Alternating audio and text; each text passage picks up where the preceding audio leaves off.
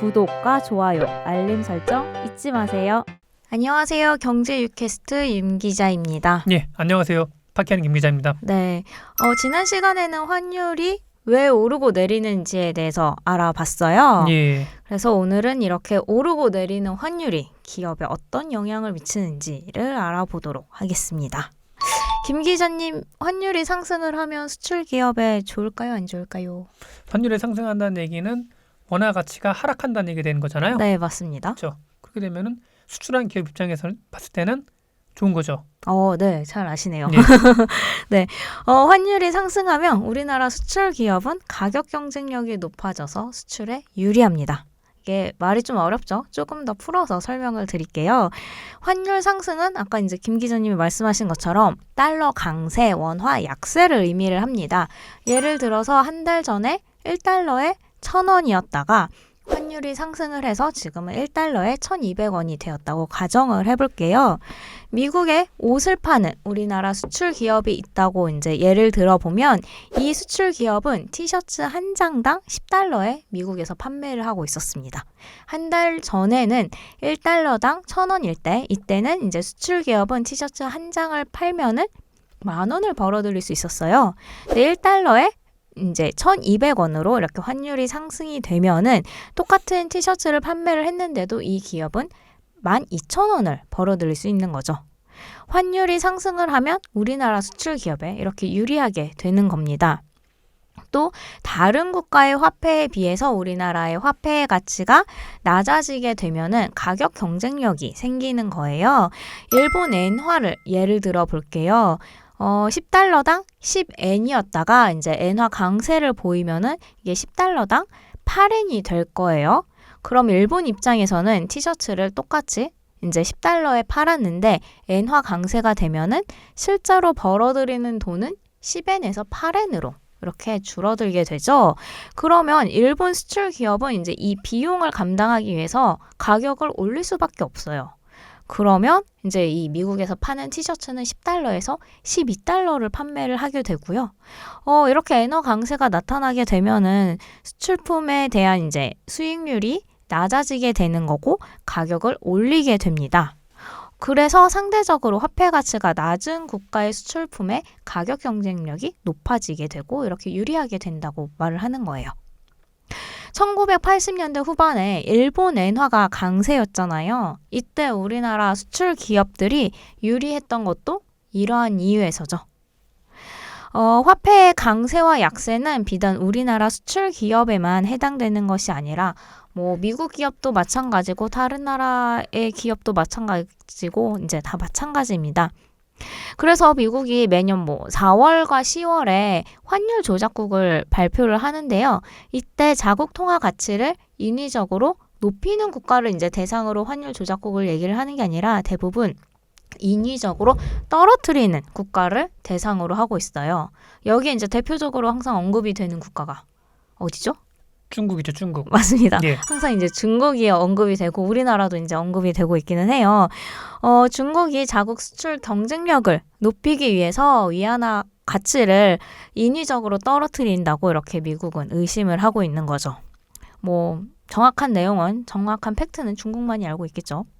미국도 달러가 약세를 나타나게 되면은 미국 수출 기업에 유리한 거는 마찬가지입니다. 반대로 환율이 하락을 하게 되면 어떻게 될까요? 수입 기업에 유리하게 됩니다. 환율이 하락한다는 의미는 이제 달러 약세, 원화 강세를 얘기를 해요. 비교적 이제 수입품 가격이 이렇게 하락을 하게 됩니다. 그 식량이나 원자재 등 그 해외 수입 비중이 우리나라 입장에서 봤을 때는 네. 이렇게 되면은 물가가 좀 떨어지겠네요. 그렇죠. 그래서 예. 이제 우리나라 이제 수입하는 기업들 입장에서는 좀 유리하게 되는 거죠. 이것도 또 예를 들어서 설명을 해드려 볼게요. 한 달 전에 1달러에 1,000원이었다가 환율 하락으로 1달러에 900원이 되었다고 이제 가정을 해볼게요. 미국에서 가방을 10달러에 사왔어요. 이거는 한 달 전에 그러면 10,000원이 되는데 이제 환율 하락으로 인해서 9,000원이 됩니다. 그러면은 이제 저희 수입하는 입장에서는 굉장히 좋죠. 사실 20달러 정도가 크게 차이가 없다고 이렇게 느껴질 수도 있으신데요. 이게 단위가 커지면 사실 달라지죠. 뭐 만약에 1억 달러를 이제 수입을 한다고 가정을 하면은 1억 달러를 수입하던 이 기업은 똑같은 규모로 수입을 해 오더라도 지난달에는 1,000억 원을 결제를 해야 되는데 이번 달에는 900억 원만 결제를 하면 됩니다. 그래서 환율을 잘 봐야죠, 진짜. 큰 돈을 그럼요. 움직일수록. 예. 네, 또 이제 뭐 투자자뿐만 아니라 수입하는 기업이나 수출하는 기업 사장님들도 항상 이 부분을 이제 염두를 해야 되는 거죠. 수입을 많이 하는 기업이 어디가 있을까요? 밀가루 기업. 네, 맞습니다. 이제 말씀하신 것처럼 뭐 이렇게 곡물을 수입하는 식품 업계들도 이제 환율 하락에는 긍정적인 역할을 미치고요. 뭐 철강 등 이런 원자재 기업들도 원자재 의존도가 높은 철강 기업이나 이런 기업들도 환율 하락엔 조금 이제 긍정적인 영향을 받겠죠. 이제 단순하게 수출과 수입으로만 알아보기는 했는데요. 기업들이 보유하고 있는 자산 중에서도 이제 달러로 된 자산도 있고 부채도 있습니다. 이것들도 이제 환율 예. 하락과 상승에 영향을 받게 되는데요. 환율 변동에 의해서 가만히 두고 있는 이러한 자산들도 수익이 늘어나거나 뭐 손실이 나거나 이러기도 합니다. 달러로 자산을 보유하고 있던 기업들은 환율이 오르면 당연히 자산의 가치도 높아지게 되겠죠. 수출을 하고 받은 결제 대금을 원화로 바꾸지 않고 그대로 달러로 두는 경우도 많이 있어요. 이때 그대로 이제 달러로 예금을 하고 있었거나 아니면 외화 매출 채권을 보유하고 있는 경우에는 달러가 상승을 하면은 이제 좀 수익이 좀 더 늘어나겠죠. 반면 환율이 오르게 되면은 이제 외화 부채를 많이 보유하고 있는 기업들은 불안에 떨게 됩니다. 환율이 오르면 외화 부채 규모도 따라서 늘어나게 되기 때문이에요. 좀 이런 거에 많은 영향을 받는 대표적인 업계가 항공업계예요. 항공사들이 항공기를 이제 구매를 해올 때는 이게 항공기가 워낙 비싸잖아요. 그렇죠. 그러다 보니까 일시불로 이렇게 대금을 결제를 하는 게 아니라 분할을 해서 이렇게 몇 년에 나눠서 결제를 하게 되어요. 그럼 이제 아직 결제를 하지 않고 이 남은 부분이 부채로 잡히게 되는데 달러가 오르게 되면 환율이 오르게 되면은 이 부채의 규모가 더 커지게 되는 거죠. 그리고 항공사들은 원유도 수입을 하기 때문에 환율 상승에 굉장히 민감합니다. 최근과 같은 상황에는 항공사들은 진짜 그렇죠. 엎친 데 덮친 격이죠.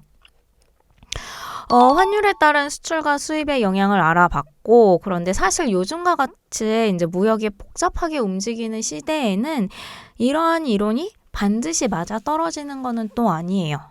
특히 우리나라 안에서 원재료를 구해서 또 우리나라 내에서 처음부터 끝까지 제조를 하고 해외에 수출하는 기업은 사실 거의 드뭅니다.